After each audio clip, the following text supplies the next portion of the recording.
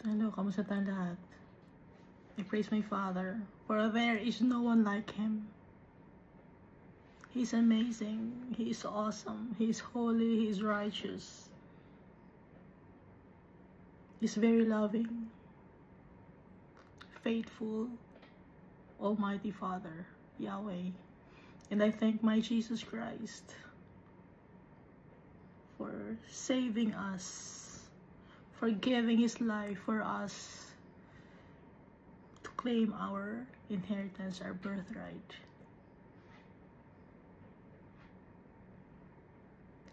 He is our friend, and He wants to share with us His kingdom that will never end.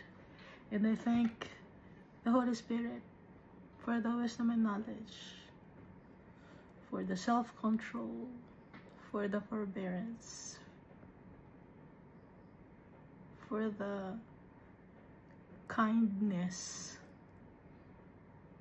and all the wonderful things. Our Father will never leave us nor forsake us, even if we are already old and gray. And that's His promise to us. And He fulfills all His promises to His children. So last time we finished reading 2 Kings chapter 8. So the second half. Yung second half, nabanggit dito, si Joram. Si Jehoram, ang wife niya, anak ni Ahab, at anak ni Jezebel na si Athaliah. So si Jehoram,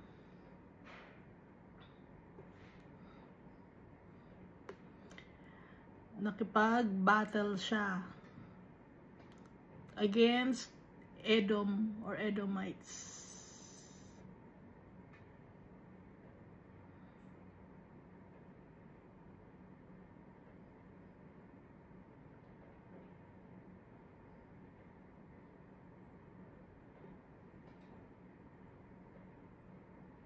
So, napatay siya ng mga Edomites, no?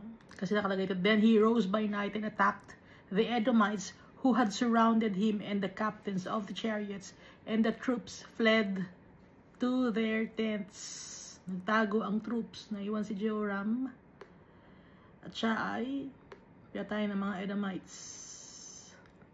Ngayon si Jehoram, meron siyang anak, si Ahaziah, anak niya kay Athaliah.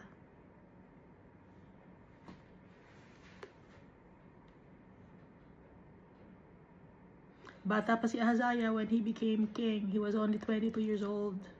So, ang nanay niya, anak ni Ahab and Jezebel, who was as wicked as her parents.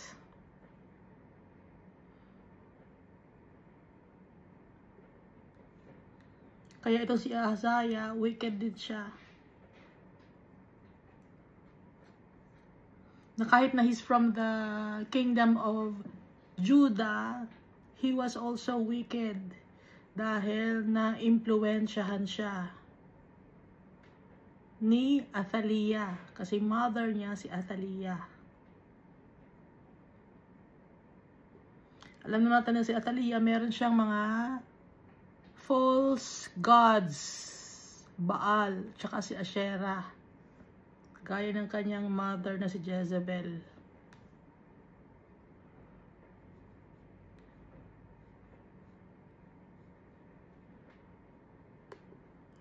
Ngayon si Ahaziah, meron siyang uncle, kapatid ng kanyang nanay na si Athaliah, si Joram. So si Joram of Israel na anak ni anak ni Ahab and Jezebel. So uncle niya, no?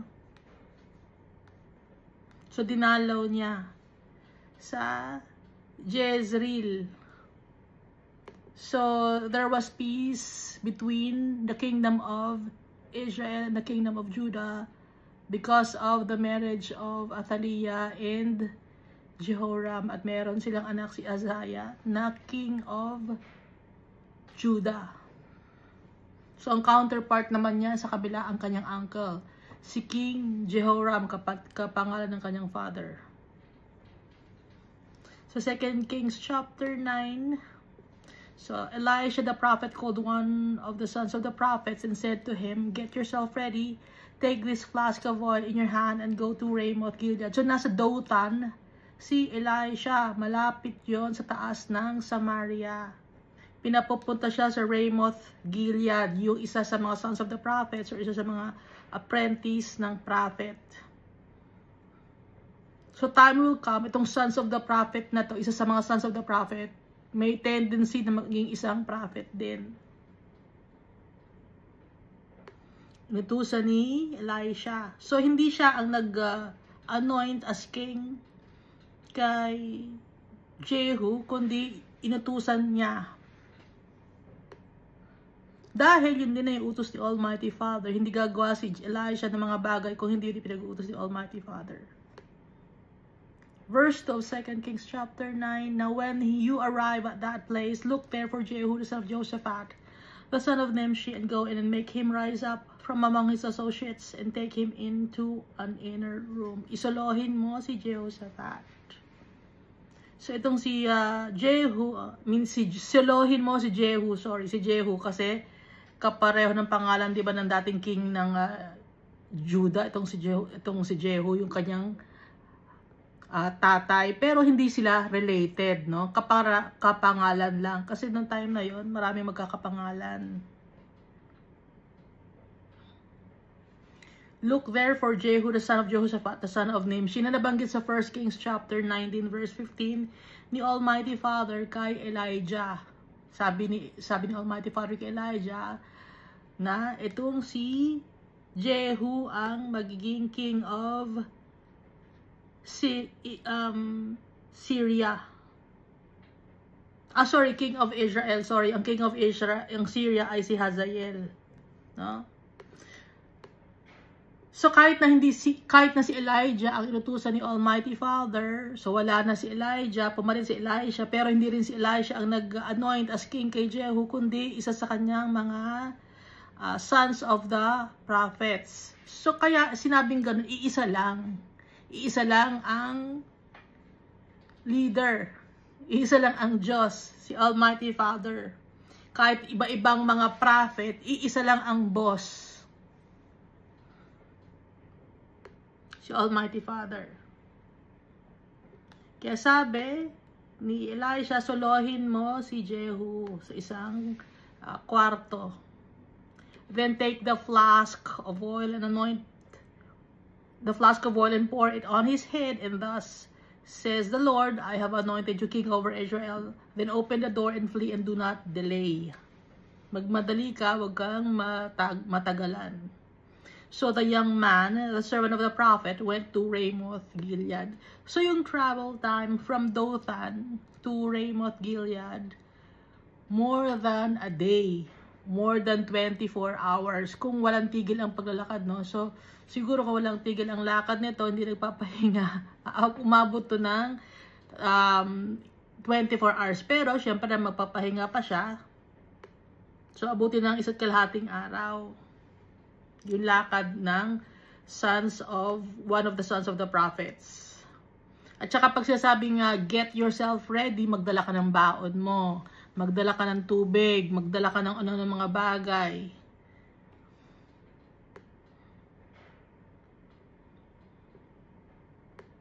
Nakakailanganin mo. Hindi natin alam kung meron siyang sinakyan na donkey rin, kasi kung may sinakyan siya na donkey, mas mabilis yon. Kasi kung lalakarin, more than 24 hours. So dumating na yung young man na inutusan ni Elisha sa Ramoth Gilead. And when he arrived, there were the captains of the army sitting, and he said, I have a message for you, commander. So magkakasama yung mga commander tsaka yung mga captains. Nakaupo sila. Magkakaroon sila ng meeting or kamustahan, gano'n. And Jehu said, for which one of us? And he said, for you, commander. Sino sa amin ang kailangan mo? Ikaw, commander, sabi ng young man.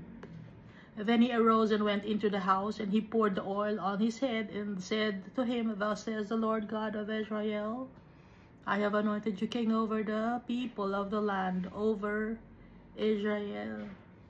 So, gulat din itong si Jehu. Ikaw ba naman, itatawagin ka, tapos dadalhin ka sa inner room, tapos i-anoint ka as king. Hindi ka ba magugulat nun? Siyempre, yung time na ito, gulat din si Jehu.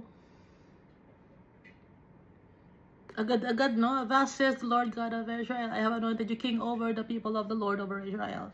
And you shall strike down the house of Ahab, your master. So, inutusan agad, meron agad siyang assignment. Si Jehu, you shall strike down the house of Ahab, your master, that I may avenge the blood of my servants, the prophets, and the blood of the servants of the Lord at the hand of Jezebel. So, may assignment agad si Jehu. Alam na niya ang kanyang gagawin. For the whole house of Ahab shall perish, and I will cut off from Ahab all the males in Israel, both bond and free. Lahat ng associated kay King Ahab, servant man, or kahit sino ang associated kay Ahab, they will be cut off.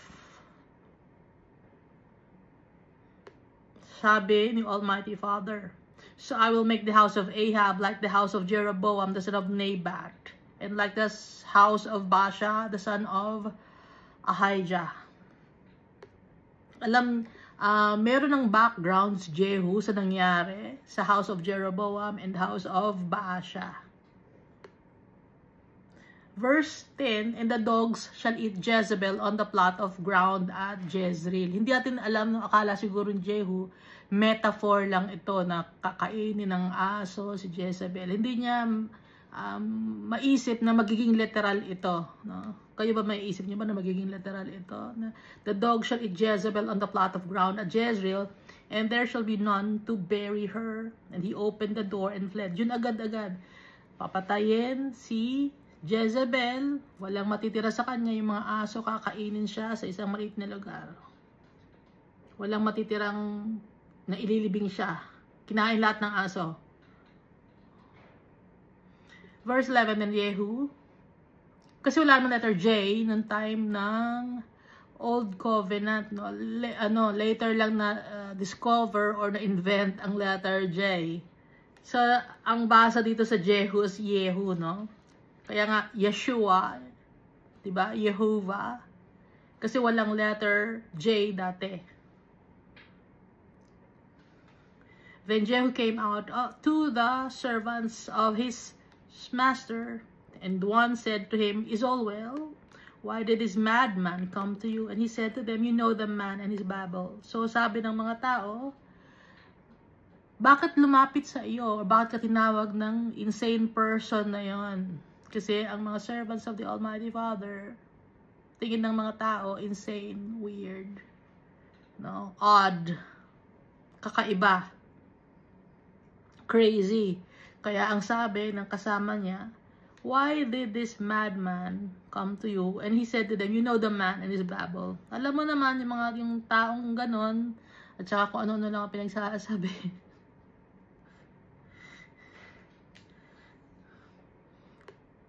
Parang dinisregard lang niya, ayaw niyang pag-usapan. Ngayon, pinilit siya ngayon ng mga kasama niya. And they said, ay lie, sinungaling ka. Ang nagpunta, ang isang, one of the sons of the prophet, tapos nagsolo kayo sa isang lugar, kinausap ka, tapos sasabihin mo, wala lang yon. Kasi sinungalingan yon. And they said, ay lie, tell us now. Sabihin mo na sa amin, ano sinabi sa'yo? So he said, thus and thus he spoke to me, saying, thus says the Lord, I have anointed you king over Israel. So, nakikita rin doon, hindi nagyabang si Jehu, no? Ayun, ganun-ganun lang sinabi, thus and thus he spoke to me, gano'n. Simple lang. I have anointed you king over Israel. Una, ayaw pa niyang ipagsabi, di ba? Tapos, nung pinilit siya, napilitan na siya sabihin. Verse 13, but each man hastened to take his garment and put it under him or under his feet on the top of the steps, and they blew trumpets saying, Jehu is king. So nag-celebrate ang mga kasama niya, yung mga captains and the soldiers or warriors, nag-celebrate kasi alam nila na pag in-anoint as king ng isang prophet, yung tao, ano na yon, done deal na yon, no? Sealed na yon, covenant na yon, treaty na yon, usapin na yon, ano na yon, final na yon. So Jehu, the son of Jehoshaphat, the son of Nimshi, conspired against Joram. So gumawa na sila ng plano. Si Jehu. Now Joram had been defending Ramoth Gilead, he and all Israel, against Hazael, king of Syria. So magkalaban si Hazael, yung king of Syria. Dati, no, si Ben Hadad, yung king of Syria. Ngayon pinatay ni Hazael si Ben Hadad by drowning. Ang nanging king ngayon ay si Hazael. Ngayon ang kalaban naman ni Hazael ay si Joram na king ng Israel. Pinag-aagawan nila yung Ramoth Gilead dahil yung Ramoth Gilead yun naman talaga ay sakop ng Israel. Sinakop lang ng Syria.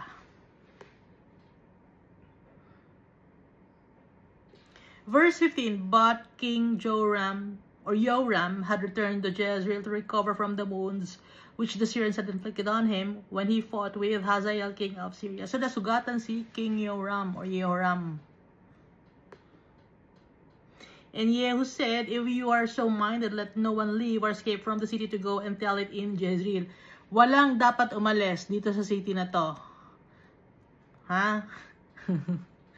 Walang magsusumbong pupunta ng Jezreel. Sabi ni Jehu.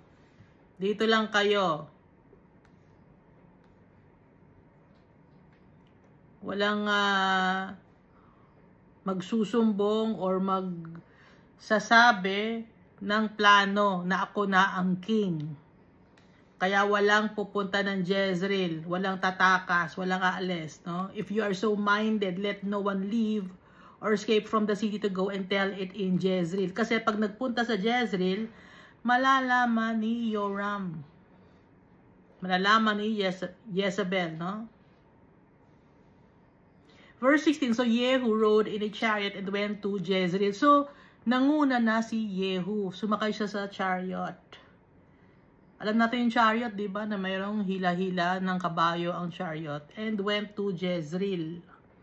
Yung Jezreel, dito yung lupa ni Naboth. Maganda yung lupa kasi na Jezreel. Malawak, tapos magandang taniman. Pero malinis yung lugar. No? Kung check nyo, yung Jezreel, kadugtong siya ng Megiddo. For Joram was laid up there. Nakahiga si Joram, nagpapagaling. And Ahaziah, king of Judah, had come down to see Joram. Dadalaw ni Ahaziah, ang kanyang uncle. King of Judah, dadalawin ng king of Israel. Now, a watchman stood on the tower in Jezreel. Kasi sa Jezreel, ang mga kings, meron silang mga citadel or fortress. Bago ka makapunta sa loob ng city, parang subdivision, ganun. Tapos merong gwardya. Pero yung gwardya nila nakaangat. Para kita kahit malayo may dumadating na kabayo, no? Kung nakakakita kayo nung time, ng medieval times, or nanonood ba kayo ng Walking Dead? Di ba may fortress doon? Tapos naka-elevate yung watchman. Titingnan kung ano ang nangyayari sa baba. Kasi pag naka-elevate yung watchman, kita mo yung nasa baba, kita mo yung nasa malayo. Now, a watchman stood on the tower in Jezreel. So, meron din dong tower. Ibig sabihin, dun, may bahay din doon yung king. Kasi parang ang yung subdivision. Tapos, ang pinakamataas na lugar doon, yung bahay ng king. Tapos sa baba nun, may enclosure yon.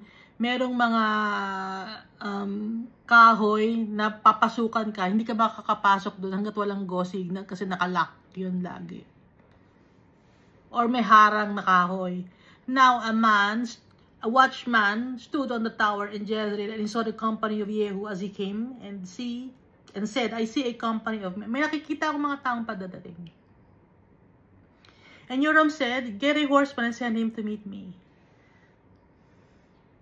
And let him say, are you peaceful or is it peace? Nagpunta ka ba rito para sa peace? Wala ka bang problema? Magkakaroon ba tayo ng war? Yun ang ibig sabihin ni Joram. Ipagtanong. Kasi kung pag sinabi ng pinuntahan nila na war ang punta namin, babalik ngayon yung horseman. Sasabihin, war ang gusto nila. So, ang nasa citadel ngayon, maghahanda ngayon sila ng mga bagay na dapat nilang gawin dahil nga war. No? So, nagpapapunta ng advance party. Ano ba? Peace ba ang gusto ninyo? Ganon. Verse 18, so the horseman went to meet him and said, thus says the king, is it peace? And Yehu said, what have you to do with peace? Ano ang kinalalaman mo sa peace? Wala kang alam sa peace.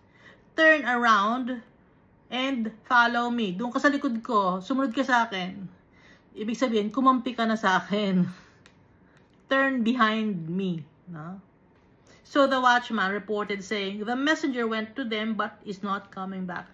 Yung messenger nagpunta na sa parte ng papunta dito. Hindi agad-agad bumalik. Nandun siya sa likod. Sumunod sa mga taong papunta dito. Verse 19. And then he sent out a second horseman who came to them and said, thus says the king, is it peace? And Yehu answered, what have you to do with peace? Ano kailangan mo sa peace? Wala kang alam. Turn around and follow. Sumama ka na rin sa amin. Yung isang nagpunta sa akin, ng una. Ay, yung kasama na namin, dito ka na din. Sumama ka na rin sa amin. So the watchman reported saying, he went up to them and is not coming back. So yung nagbabantay, no, may tagatingin.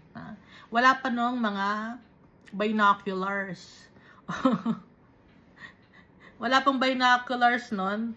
Pero isinisigaw niya. Wala, hindi dumarating, hindi bumabalik. Meron sila, at saka ang mga signs nila, yung mga apoy or usok. Walang ganong, walang mga signs, kundi hindi lang bumabalik. Nakikita naman niya eh. So the watchman reported saying he went up to them and is not coming back. And the driving is like the driving of Yehu, the son of Nimshi, for he drives furiously. Parang si Nimshi parang si Yehu ang nagda-drive. Kasi kung mag-drive si Yehu, magulo, yung kabayo mabilis magpatakbo. Parang si Yehu na anak ni Nimshi yung nagda-drive ng kabayo or nagmamaneuver ng tali ng kabayo.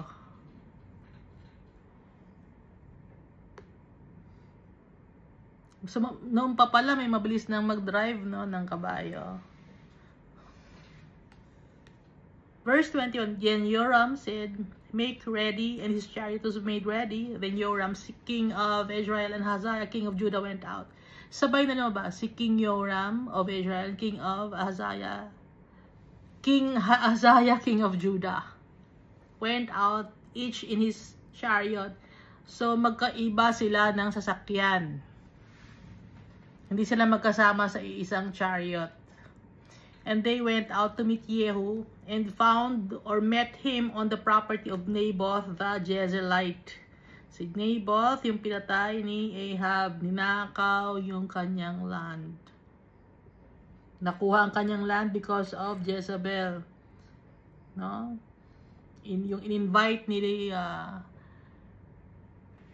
Jezebel, si Naboth, para bigyan kunyari ng parangal, pero ang totoo, kumuha siya ng dalawang scoundrel men na nagsinungaling. Kunyari, si Naboth ay nagsalita ng masama against the king and against the Almighty Father. Kaya yung mga tao, binato ng bato si Naboth at namatay.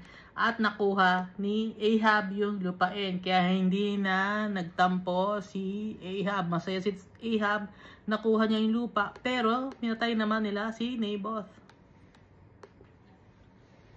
So, doon sila nagpang-abot sa property ni Naboth. Si Yehu, Azariah, and Joram.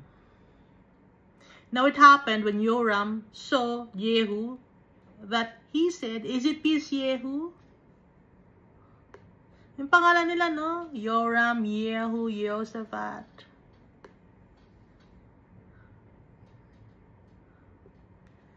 And he said, "Is it peace, Jehu?" So he answered, "What peace, as long as the hard trees of your mother, Jezebel, and her witchcraft are so many." Anong peace ang pinagsasabi mo? Ang daming kalokohan ginagawa ng nanay mo. Ang daming pinapatay. Ang daming sinaktang tao. Tapos ngayon magtatanong ka kung peace ba ang punta ng mga tao sa'yo. Verse 22, Then Joram turned around and fled and said to Ahaziah, "Treachery, Ahaziah. Treachery, Ahaziah."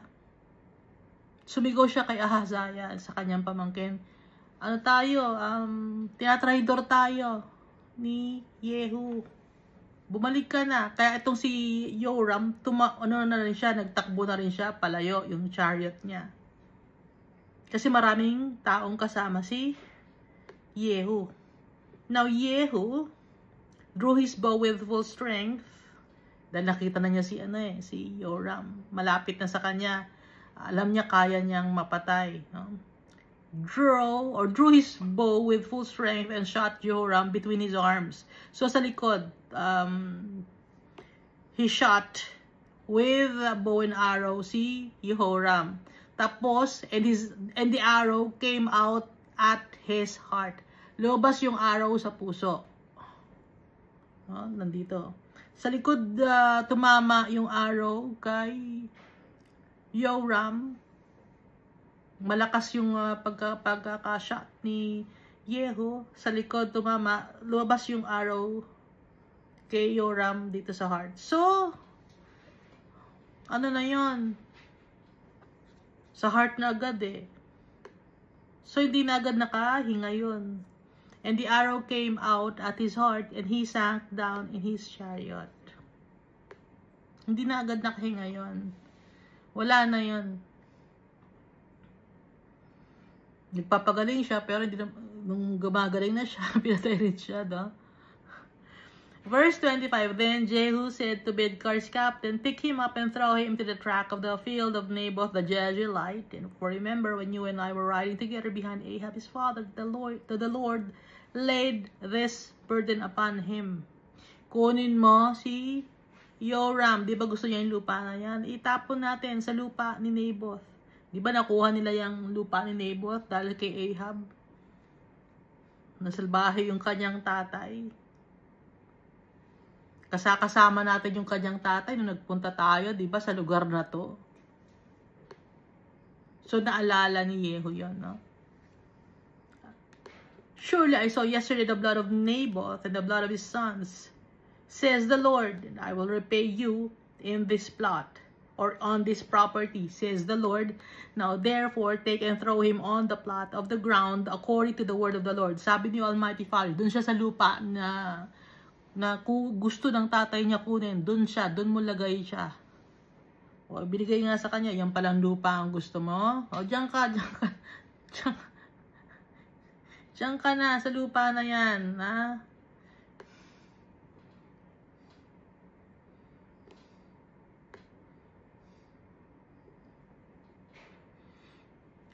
Verse 27, But when Ahaziah, king of Judah, saw this, nakita ni Ahaziah, pamangkin ni Joram, yung ginawa ni Jehu kay Joram. No, si Ahaziah, na pamangkin ni Joram, nakita niya na namatay yung kanyang uncle. So, natakot siya kay Jehu. But when Ahaziah, king of Judah, saw this, he fled by the road to Beth Hagan, or the garden house. Ibang way ang tinakbuhan ni Ahaziah, the garden house, or Beth Hagan. Kasi yung Beth, it means house. Hagan means garden. So, Jehu pursued him. Hinabol ni Jehu si Ahaziah. Bakit niya hinabol? King of Judah naman yon. Hindi naman siya king of Israel. Patay na niya si Joram. Hinabol niya si Ahaziah, king of Judah, kasi nga, si Ahaziah, apo ni Ahab. Sabi di ba ni Almighty Father, lahat ng connected kay Ahab, papatayin. So Jehu pursued him and said, shoot him also in the chariot. And they shot him at the ascent of Gur, which is by Iblim. Then he fled to Megiddo and died there.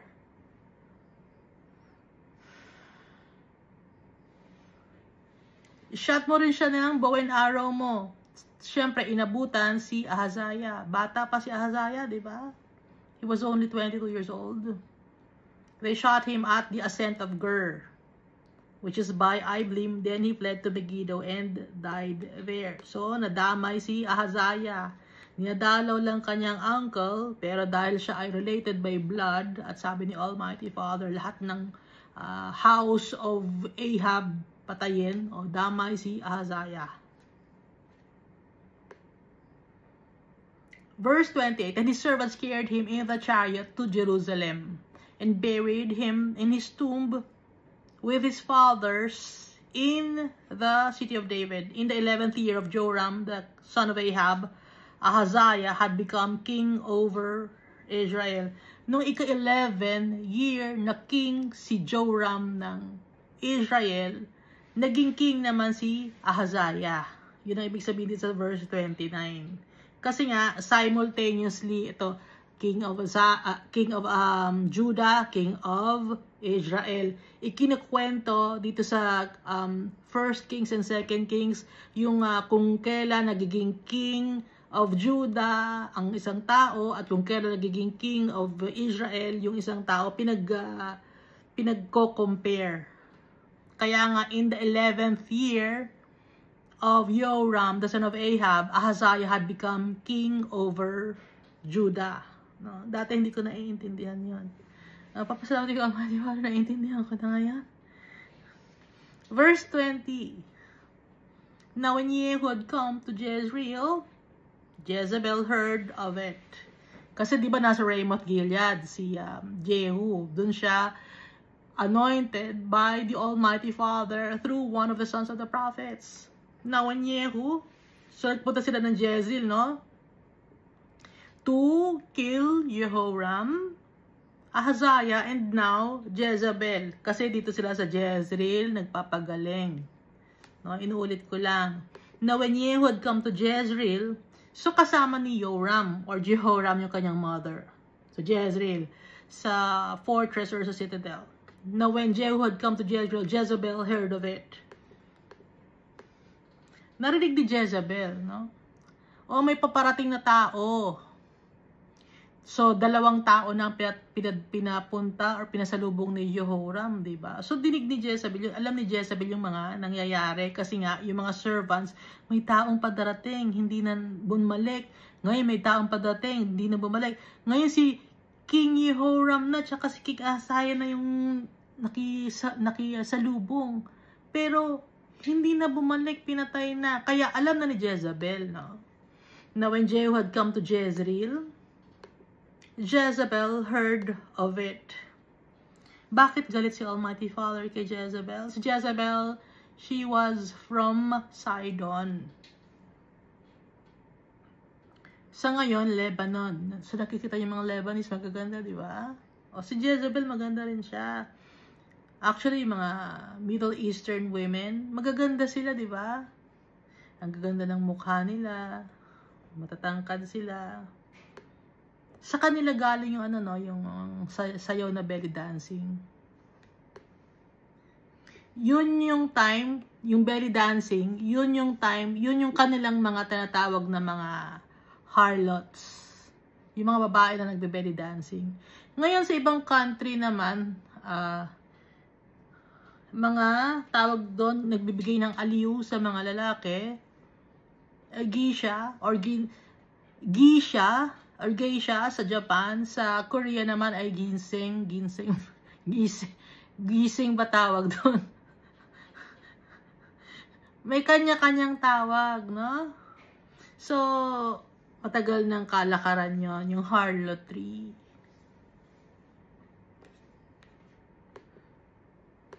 Ngayon si Jezebel, harlot siya. Anong mga kasalanan niya? He killed the prophets of God. Madama yung kanyang pinapatay na prophets, the Almighty Father. Ano pa? She ordered people to worship Asherah or Ishtar or Easter na hanggang ngayon sinasamba ng mga tao. Hindi nyo alam na sinasamba ninyo, pero sinasamba ninyo. Si Baal, isa pa, or si Beelzebub, isa lang yan. Si Rimmon, isa lang yan. Si Dagon, yan, isa lang din yan. Iba-ibang mga pangalan, pero iisa lang sila. Ng spirit, bad spirit. Sino pa ba yan? Si Dagon, si Rimmon, si Baal, si Beelzebub, Asherah, Queen of Heaven.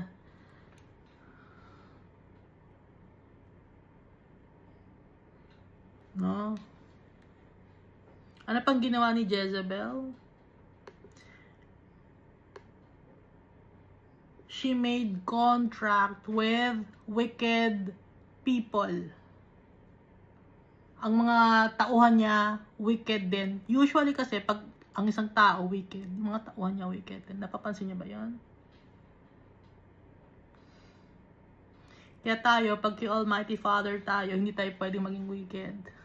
Kasi yung tatay natin, He is good, He is faithful, He is righteous, He is holy. Kaya tayo, hindi tayo dapat maging ganon.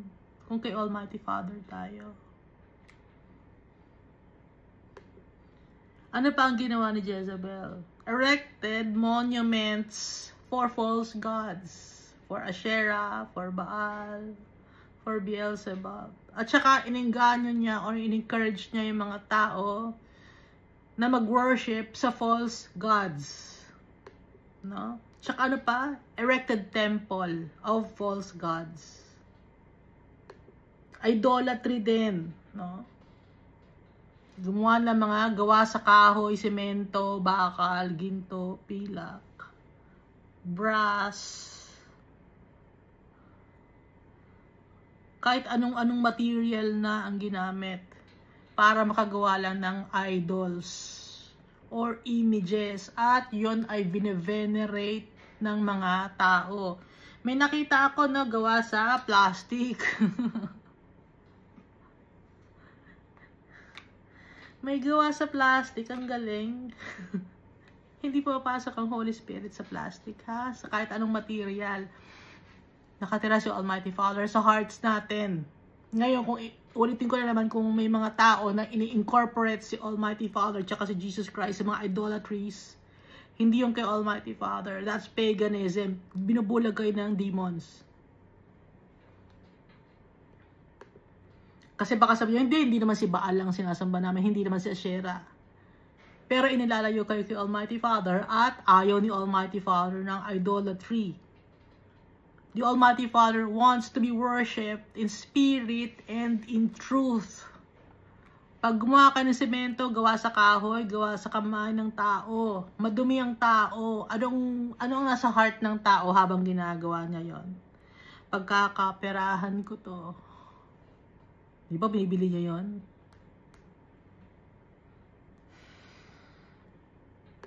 Ano pang kasalanan ni Jezebel?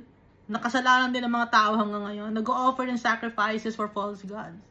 Hindi, mag-o-offer ako ng itlog. Hindi, mag-o-offer ako ng pagkain.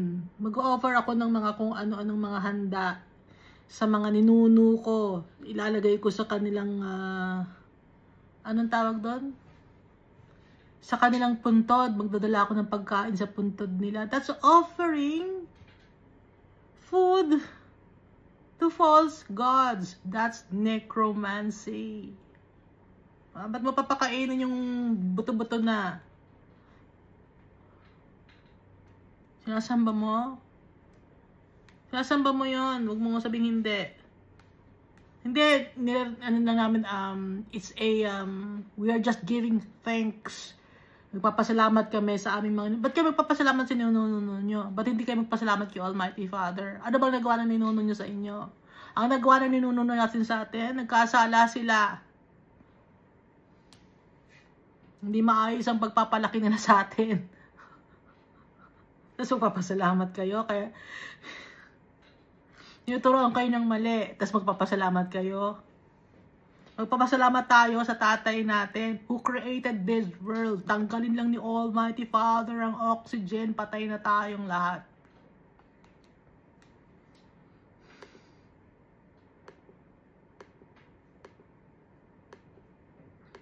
Meron pa mga tao no nagsasamba sa mga nature. Hindi, mga puno to. Mahalin natin yung mga puno. Niyayakap yung mga puno.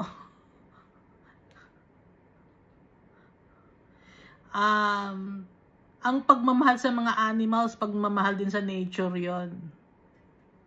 Ha? Lahat ng mga bagay na pwede natin kainin, lahat ng bagay, kung may pagpapasalamat tayo kay Almighty Father, nakalagay sa Bible yon. Hindi, kawawa naman yung mga animals. Maging vegan na lang tayo. O kinakain natin yung mga pagkain ng mga animals. So ano na nga nang kakain ng animals? Ha? Kinakain natin yung... Hindi, yung mga carrots na yan, yun na lang ang kainin natin. Ha? Kasi kawawa naman yung mga rabbits. Wala silang, baka patayin natin sila kung kakainin natin yung mga rabbits.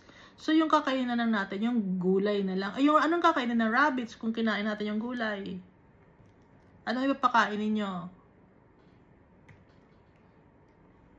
Sige nga, ang gulo ng utak ng tao, di ba? Inugulo kayo ni Satan. Ha? Napapauto naman kayo. Ulitin ko naman, yung iba nagmamahal ng mga aso. Sobra-sobra pagmamahal sa aso, pero pagmamahal sa tao, wala. Yung mga tao, hindi, meron ako nakita no, sa internet, hindi na makahinga yung tao sa sobrang baho ng kanyang bahay dahil sa aso. At pag may sobrang baho na, nagkakaroon na ng sakit ang mga tao. Ngayon, hindi, kawawa naman yung mga aso. Yung tao, hindi mo minamahal, pero yung aso mo, minamahal mo. Ang utos sa atin ni Almighty Father, di ba, mahalin natin ang kapwa, tao natin, gaya ng pagmamahal natin sa sarili natin. Hindi naman inutos ni Almighty Father, mahalin ninyo ang aso ninyo, gaya ng pagmamahalin nyo sa sarili ninyo. Hindi service dog kasi yun, marami nagagawa ang mga aso. Bakit ang tao, wala ba nagagawa ang tao sa inyo?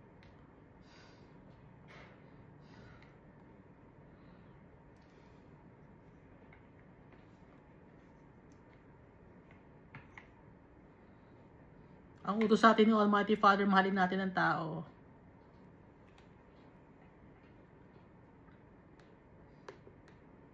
Ano pa ang ginawa ni Jezebel? Pinapatay niya yung mga tao. Maliban sa mga prophets, si Naboth. Basta may mga bagay sila na gusto, silang mag-asawa, may gusto silang mga bagay, lupa, or ari-arian, ipapapatay nila yung mga tao na yun para makuha lang nila yung mga bagay. That's covetousness. Ano pa? Minamanipula nila ang government. Si Ahab, saka si Jezebel. Si Jezebel, ginagamit yung stamp ng king. Minanipula na niya. Siya na yung gumawa. At naniwala naman ang mga tao sa kanya. So, pag may gustong land, si Jezebel, saka si Ahab, dinanakaw nila. Nagbabayad ng mga tao para makapansakit ng kapwa-tao. Ganun ang nangyari kay Naboth, di ba? Binayaran nila yung tao para magsinungaling para mapatay si Naboth. Nagsisinungaling pa. Ano pa? Materialistic.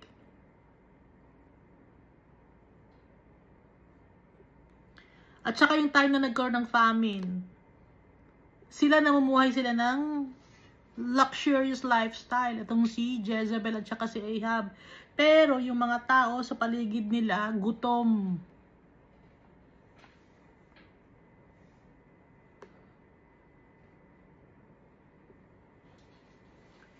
Nangyari sa government, Kingdom of Israel, na nangyayari rin ngayon at mangyayari pa sa hinaharap. Bakit? Dahil ba si Jezebel at si Ahab lang ang masama? Masama rin ang mga tao. Tayong lahat, damay-damay tayo. Masama tayong lahat. Wicked tayong lahat. Kinalimutan natin si Almighty Father. Kaya wicked tayo. Wala sa atin ang Holy Spirit. Dahil kung nasa sa atin ang Holy Spirit, meron tayong pagmamahal sa kapwa-tao. Meron tayong love, meron tayong joy, na kahit na kulang tayo sa buhay, alam natin si Almighty Father ang magpupuno ng bagay na yon. Wala tayong peace. Kung nasa sa atin si Almighty Father, meron tayong peace sa heart natin. forbearance, hindi natin kayang magtiis. Anong ginagawa natin? Nagmamanipula tayo ng tao, nanloloko tayo ng tao, nagpapaawa tayo sa mga tao para maawa naman sila, tapos ngayon lolokohin natin.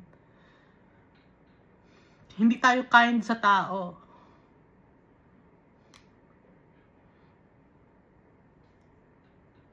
Hindi tayo faithful sa tao, hindi na tayo faithful kay Almighty Father.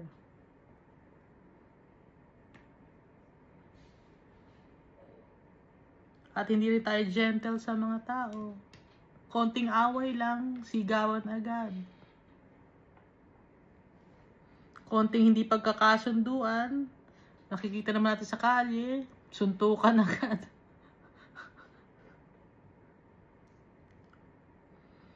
Ang bilis nating maghusga sa kapwa-tao natin, hindi natin titignan yung sarili natin.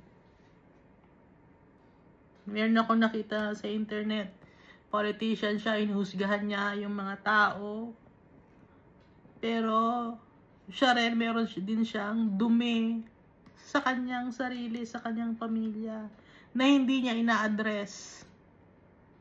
Paano na yon? Paano na ang mundo natin? Kailangan natin si Almighty Father. Kailangan natin, we should come clean to our Father. Our Father, ito ang kasalanan ko. Jesus, ito ang kasalanan ko. Inaamin ko. Taking accountability of our actions.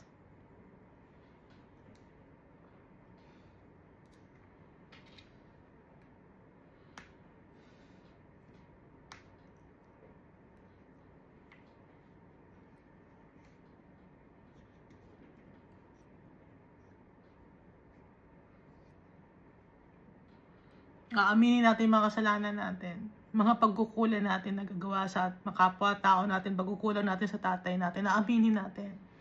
Napakahirap, di ba? Because of pride. Dahil ang tao prideful. Hindi ako wala akong kasalanan. Malinis akong tao, malinis ang pamilya ko. Hindi. Pride yun. Lahat tayo makasalanan. Wala tayo may pagmamalaki sa tatay natin.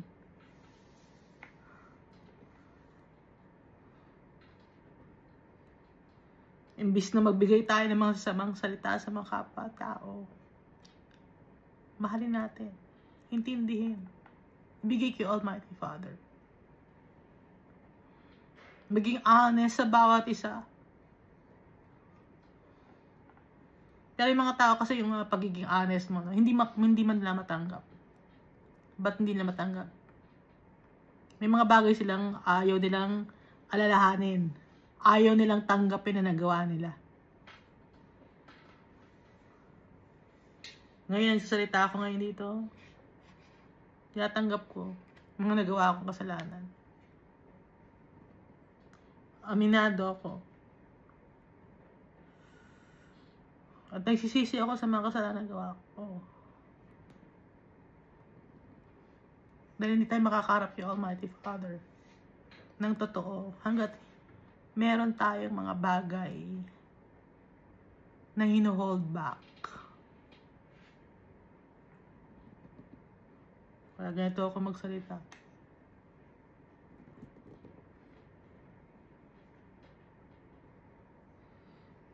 Aaminin natin yung totoo. Yung mga tao takot sa totoo eh. Takot sila sa katotohanan yung tao. Kaya nga di ba si Jesus is the way, the truth, and the life. Siya yung totoo. Si Almighty Father. Kaya nga si Satan, father of all lies. Puro kasinungalingan. Dahil takot siya sa katotohanan.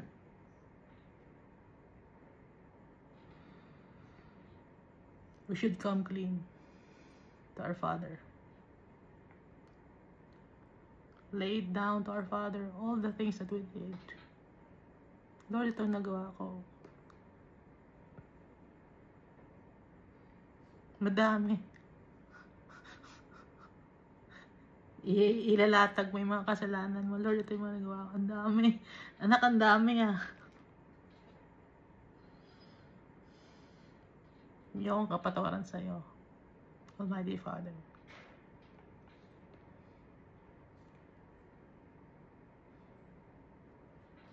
Si Jezebel, she was wicked. She was prideful. Hindi niya aaminin yung kanyang kasalanan. Yun ang pagkakaiba natin kay Jezebel. Tingin ni Jezebel sa sarili niya, wala siyang nagawang kasalanan.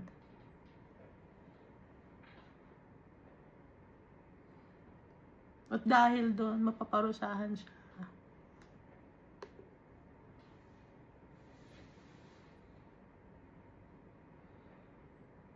At akala ni Jezebel, panghabang buhay ng maganda ang kanyang buhay. Naging queen siya, naging queen mother siya. Akala niya maganda na ang kanyang buhay forever, hindi na matatapos. Matatapos ang lahat. Dahil tayo, we came from dust. Matatapos ang lahat. Pero si Almighty Father, He is still God. Si Jesus Christ, He is the King of Kings. Hindi na mawawala yun. Ibinigay na ni Almighty Father kay Jesus Christ. Tayo ang kailangan natin ng tulong. Kailangan natin ng awa. Kailangan natin magpakumbaba.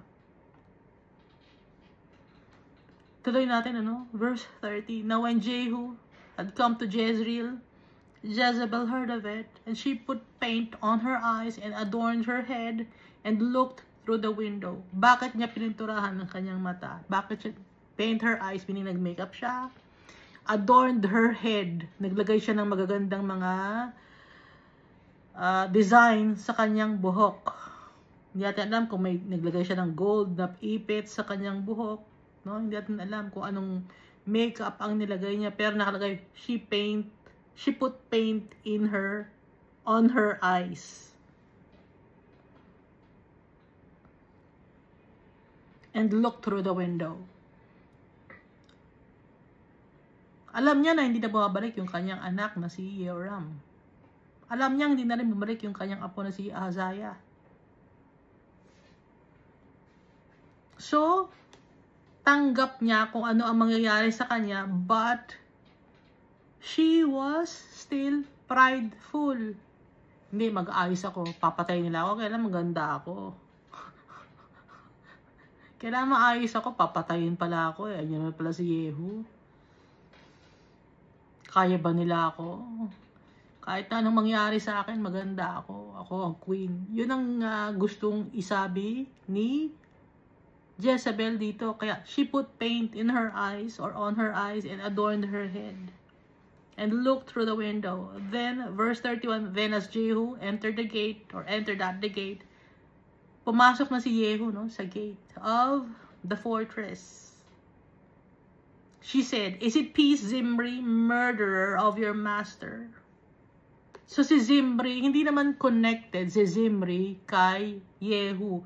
Pero bakit binanggit ni Jezebel si Zimri? Si Zimri nabanggit siya sa 1 Kings chapter 16 verse 8 to 12.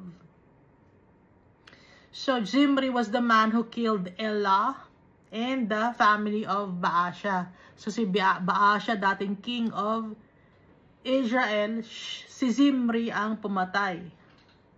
No? Etong si Zimri din, he only reigned for 7 days. After niyang patayin si King Baasha at yung household niya,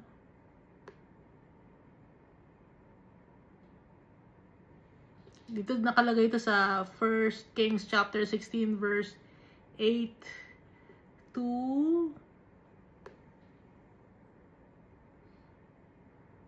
19. Basahin natin In the 27th year of Asa, king of Judah, Zimri had reigned in Tirzah 7 days, and the people were encamped against Gibbethon, which belonged to the Philistines. Now the people who were encamped heard it, said, Zimri has conspired, and also has killed the king. So all Israel made Omri, the commander of the army, king over Israel, that day in the camp. Si Omri ginawang king ng mga tao, commander ng army ni Baasha. Si Omri ang tatay ni Ahab, na father-in-law ni Jezebel.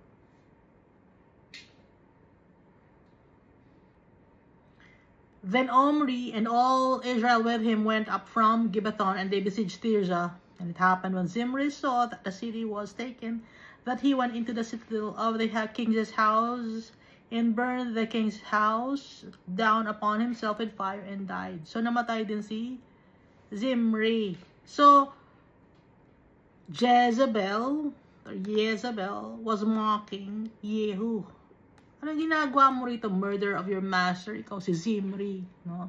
Ibig sabihin, si Zimri ka lang. Magpapakamatay ka. Konti lang ang pag-reign mo. 7 days lang. Yan ibig sabihin. She was mocking Yehu. Verse 32, and he looked up at the window and said, who is on my side? Who? So 2 or 3 eunuchs looked out at him.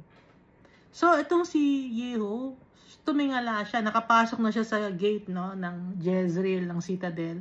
Tapos, syempre, malayo-layo pa ron, meron dong mga matataas na structure, bahay ng king. Tumingala siya. Sino dito ang magiging kakampi ko?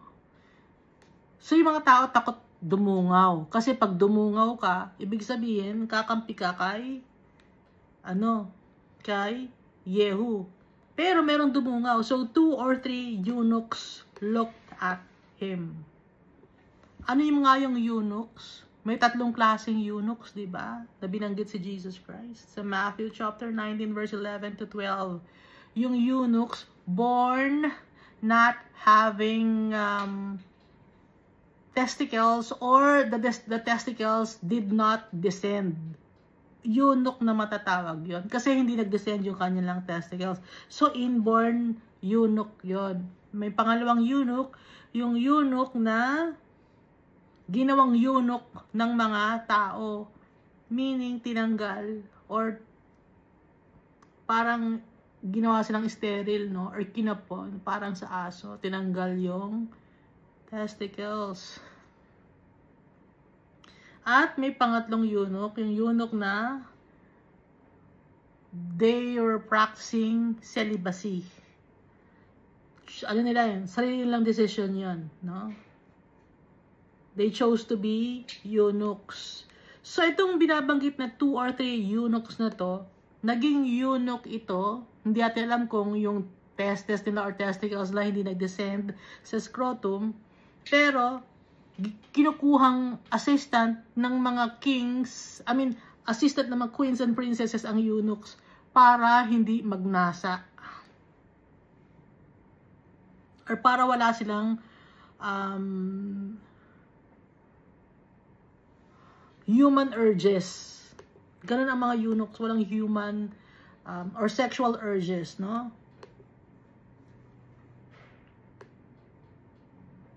So, merong 3 or 2 na sumilip sa bintana. Ibig sabihin, kakampi siya. Verse 33, then he said, throw her down. Sabi ni Yehu, itapon niyo siya. So, they threw her down, and some of her blood spattered on the wall and on the horses, and he trampled her underfoot. Binuhat nila si Jezebel. Itinapon sa bintana. Throw her down, so they threw her down, and some of her blood spattered on the wall. Nung pagkahulog sa ground, galing sa itaas, yung dugo ni Jezebel nagkalat sa wall ng castle or citadel. At pati na sa mga kabayo, tumalsik ang dugo. Kasi, hindi natin alam kung gaano kabigat si Jezebel, no? Kasi depende yun sa weight din ng tao. So, malakas yung pagka-spattered ng blood, meaning to say, malaki yung taong ibinaba or itinapon sa bintana. And he trampled her underfoot. Tinapakan pa. Verse 34. And when he had gone in, he ate and drank. Then he said, go now, see that is a first woman, and bury her, for she was the king's daughter. So, tinapakan pa niya si Jezebel. Kahit na she put paint on her face or on her eyes, tapos inayos pa niya yung kanyang buhok. O nasira din yun.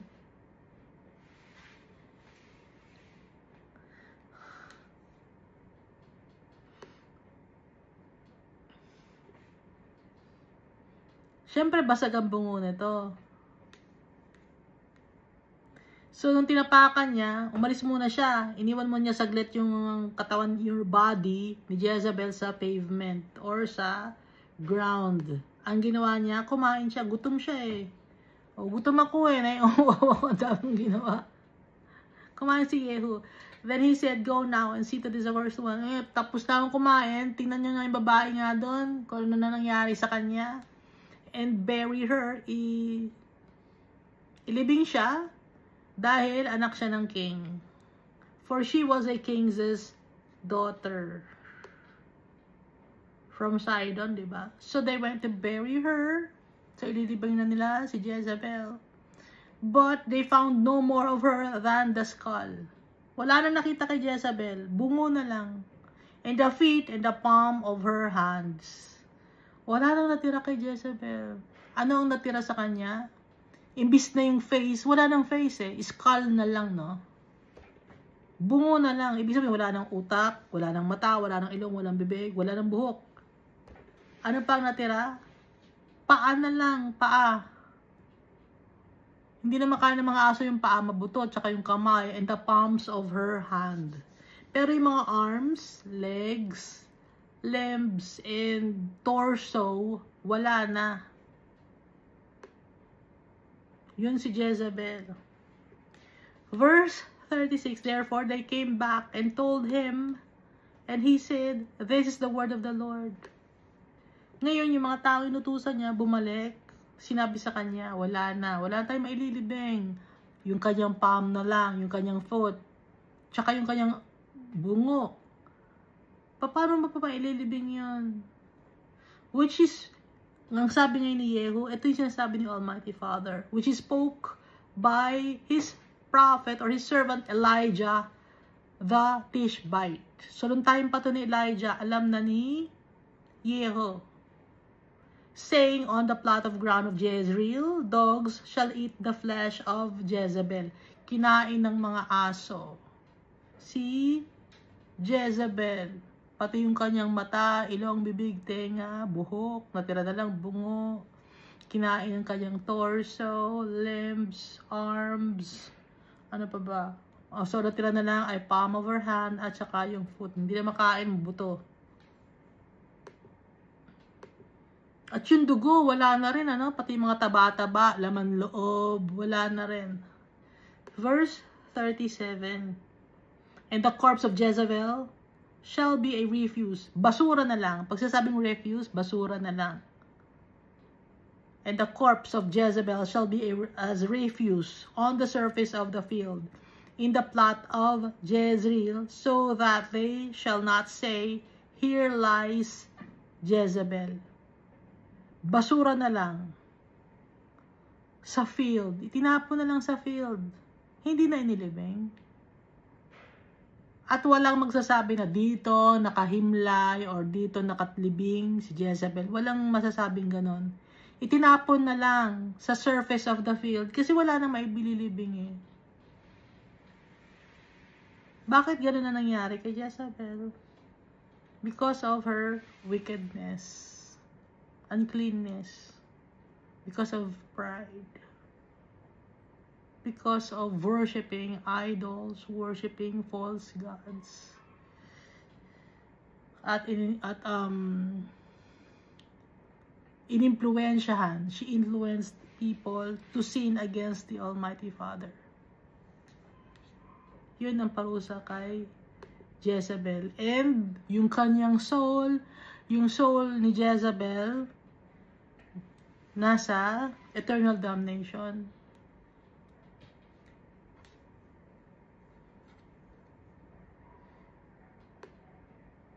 Yung katawan niya, nasira dito, bulok na or gutay-gutay na. And then yung kanyang soul, dinala sa eternal damnation, gugutay-gutay na rin doon, pero hindi pa rin magugutay-gutay doon. No? Mararamdaman lang niya yung pain, yung heat, hindi siya makahinga, maamoy niya yung sulfur and all, pero hindi na siya mamamatay yung kanyang kaluluwa. Pag nasa ang kaluluwa ng tao ay nasa impyerno na. So that's the second death.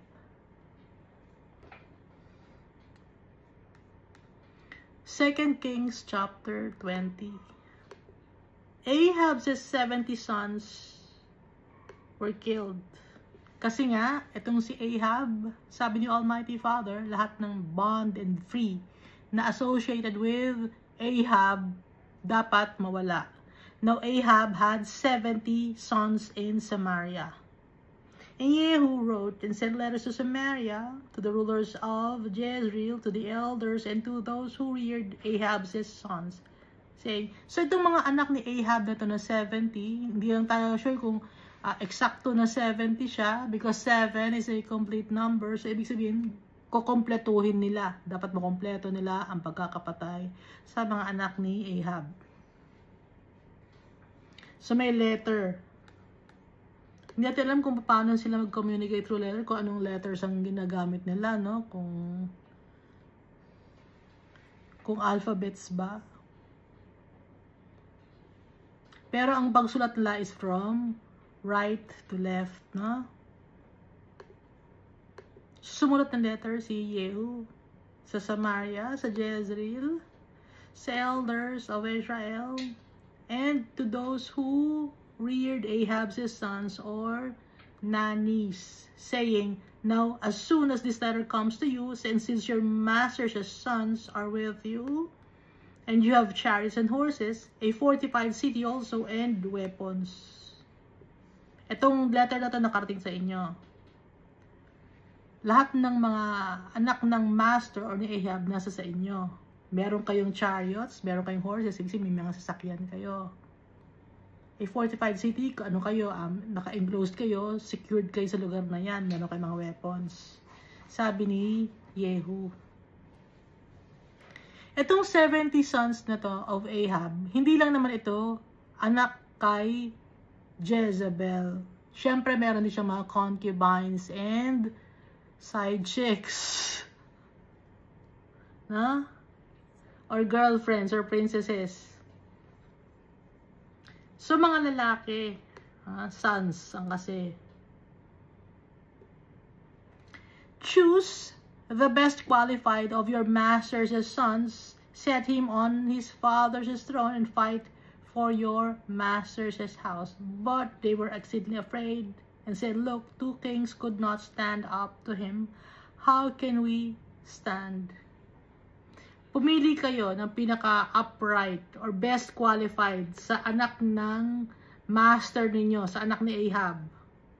At siya ang magiging king. No?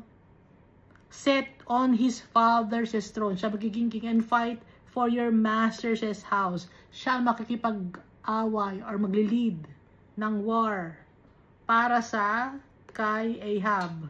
Verse 4, but they were exceedingly afraid, yung mga tao, and said, look, 2 kings could not stand up to him. How can we stand?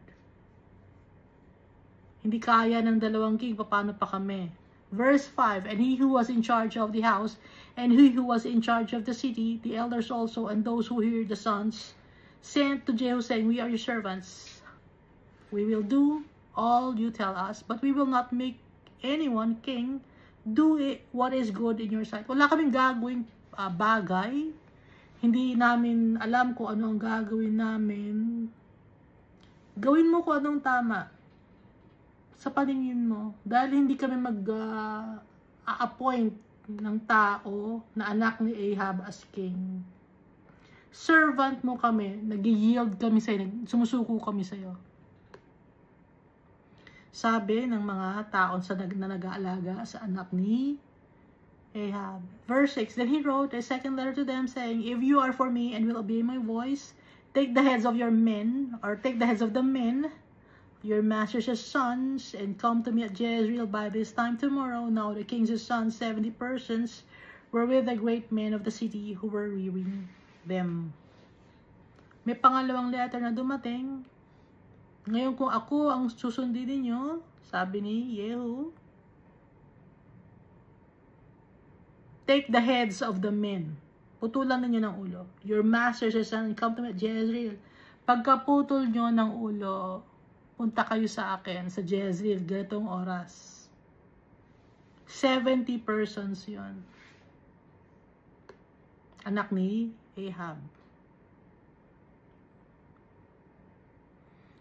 Ibig sabihin ng great men of the city who were rearing them, itong great men of the city, tinuturuan nila yung 70 sons. Parang mga teachers din sila. Or nannies na teacher.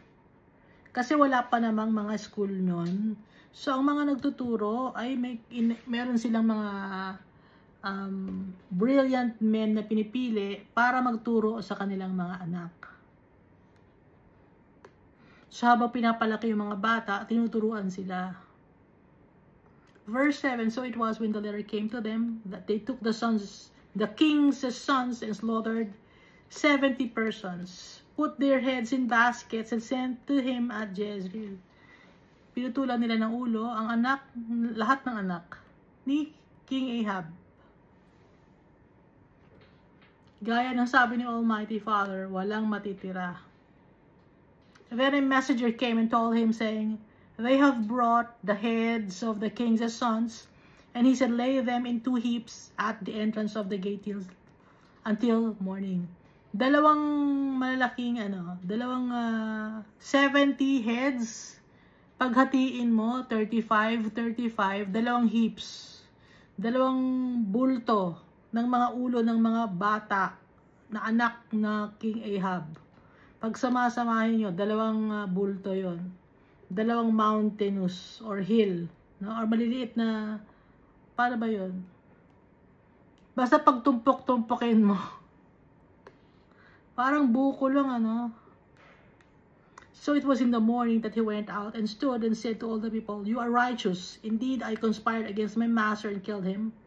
But who killed all this? Sabi ni Jehu. Tumayo siya sa mga tao. Kayo ay mga mabubuting mga tao. Ako ay nag-conspire against my master para patayin siya. Ginawa ko yon. Pero itong mga king's sons na to, 70 ang total na to, dalawang heaps to, so 70 ang total. Sino pumatay sa kanila? Sabi ni Jehu. Verse 10, know now that nothing shall fall to the earth of the word of the Lord which the Lord spoke concerning the house of Ahab. For the Lord has done what he spoke by his servant Elijah. So Jehu killed all who remained of the house of Ahab in Jezreel, and all his great men with his close acquaintances, and his priests, until he left him none remaining.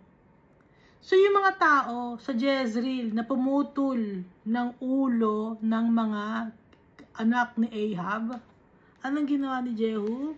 Jehu killed all who remained of the house of Ahab. Lahat ng konektado kay Ahab sa Jezreel.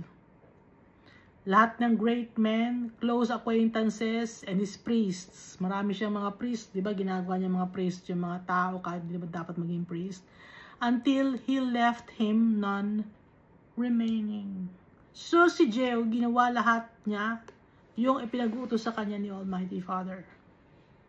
To remove all the men of Ahab, great and small, free or bond, from Israel. Sinunod ni sinunod ni Jehu yun dahil para linisin ang Israel. Ilang beses nang nililinis ni Almighty Father ang Israel. Unang nilinis ni Almighty Father, yung Great Flood, di ba? Nilinis ang mundo ni Almighty Father. Pero may mga wicked people pa rin nagdatingan. Dito, ang kingdom, nililinis ni Almighty Father, hindi pa rin maubos. Bakit? Dahil merong nag-iimpluwensya ang masama. At yung mga tao naman, sinusunod yung kasamaan. time will come na sa Book of Revelation, itatapon na yung dragon sa eternal damnation. So, nung time na to, hindi pa itinatapon. May mga pinipili si Almighty Father. Masyado yung pagpipili ni Almighty Father. Up to now, pinipili pa rin ni Almighty Father ang kanyang mga anak. I-check niya kung susunod sa kanya. At time will come na yung wicked one or the one who is causing us to sin, he will throw it to eternal damnation. Hindi natin alam kung kailan yun. But for now, we must obey our Father. Humble ourselves before Him. Acknowledge our sins. Tanggapin natin kung ano man yung kasalanan ginawa natin. At magsisi tayo because our Father, He will forgive us. Jesus Christ also forgives sins like the Almighty Father. Kahit na gaano pang kadumi ang nagawa natin sa mundo, sa buhay natin, kahit gaano pa natin nasaktan ng ibang mga tao, si Almighty Father, He will forgive us. Because He's faithful to us. And He wants us to claim our rewards. Alam ni Almighty Father, may mga bagay si Almighty Father na alam kung bakit tayo nakakagawa ng kasalanan. Alam ni Almighty Father yun. But He requires us to be like Him, to be like Jesus Christ, to be pleasing in His sight. At kaya nga pinadala niya si Jesus Christ for us to have hope. May hope na tayo in the future because of Jesus Christ. Hindi na tayo malulungkot. Meron ng tao, Son of God, Son of Man, naka-experience ng mga bagay na naka-experience natin. And yet, He prevailed. Si Jesus Christ. And so, we will also prevail. Thank you, and God loves us all so much.